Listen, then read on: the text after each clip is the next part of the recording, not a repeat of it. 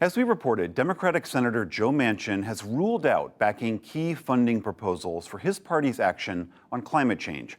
Our Capitol Hill correspondent, Lisa Desjardins, is here for more on how this blow to the president's Democratic agenda might play out. Hi, Lisa. Hi. So Joe Manchin says he's not going to do it. What is the latest? Okay, lots to talk about. President Biden was just asked about this in Saudi Arabia. He sidestepped the question overall and just said he himself is going to now try to do what he can as president. But let's remind everyone what just happened in the last 24 hours. We are talking about that Build Back Better idea that started as such a huge idea last fall, kept getting smaller and smaller because of Senator Joe Manchin, largely.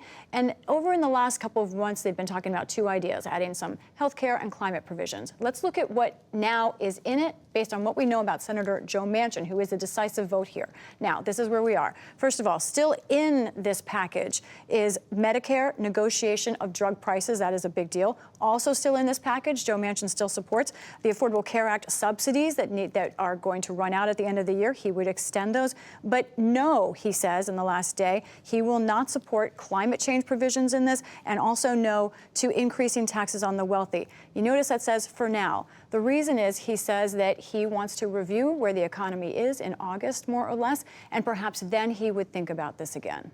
So, Lisa, on those climate change provisions specifically, as you mentioned, this is not the massive Build Back Better, but still, the things that he said no to were substantive, some of the most major steps the federal government might have taken on climate change.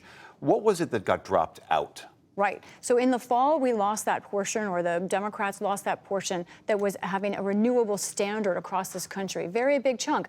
But what has been dropped more recently is just as large. Let me explain what was on the table 2 days ago and no longer is.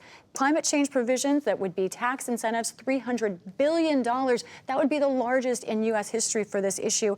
Those include incentives for things like manufacturing, so how they pump out emissions from plants, homes, travel. Almost all parts of American life could have been affected by this. And there was one estimate that said that this would have cut power emissions by some 74% over 2009 levels. So what we're talking about here is not just what's in the air, but also business, talking about building of solar industry capacity in this country, building of winds, all of those kinds of ideas. So also some jobs were involved here as well. I mean, the timing of this really could not be worse. We just experienced the hottest June in recorded history. The UN recently said that the world's nations have utterly failed to live up to the commitments they made to cut emissions, and now this. Right. And, you know, we talked today to an expert about all of this, in fact, and talk about where are we, what does this mean for where the world is and where the U.S. is. We talked to Leah Stokes from UC Santa Barbara, who's been studying this, and she had a very strong reaction. The climate crisis is already having devastating impacts on our communities and our families. There is a drought in the western United States that is the worst in a millennium. We're talking 1,200 years. That's how terrible the drought is right now. We are seeing heat waves smash records all across the country year after year, and those heat waves are killing people. We're seeing hurricanes, flooding, you name it. Climate change is on our doorstep, and the impacts for Americans is just devastating. Remember, President Biden's original goal was to cut America's carbon emissions in half by 2050. That is a big goal and something the world needs to say, maybe even that isn't enough, but now we're going to be nowhere near that unless there's a program like this that gets renewed, but it's off the table now. What did Senator Manchin say was the reason why he backed away from this? Right. One man who can stop this because of the 50-50 Senate, he said it's because of inflation. He spoke on West Virginia radio today, and here's what he said.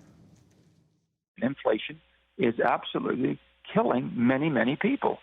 They can't buy gasoline. They have a hard time buying groceries.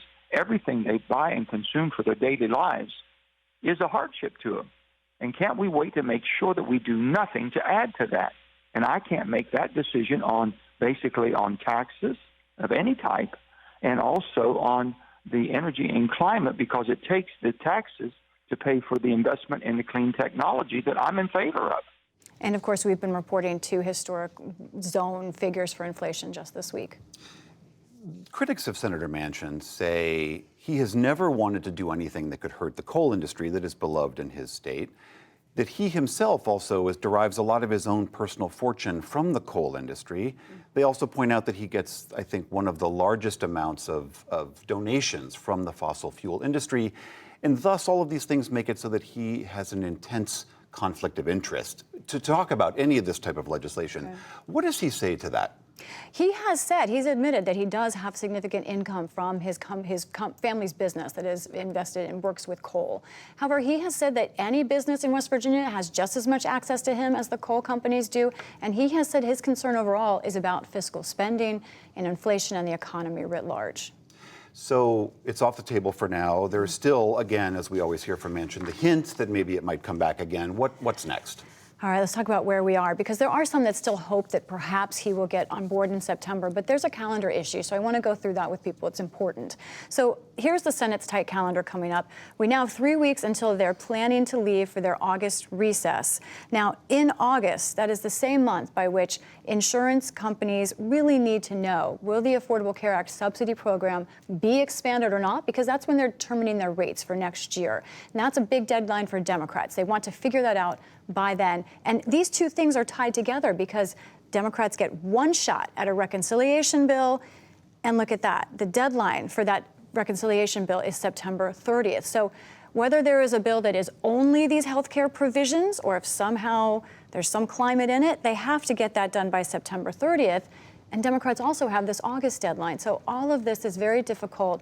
Environmentalists very concerned. They think there's still some kind of hope. But a lot of Democrats, talking to a senator today, a Democrat, they don't trust Joe Manchin anymore. They say, he's not saying the words no, but we have to understand. He's telling us no. Lisa Desjardins, thank you so much for getting us through all this. You're welcome.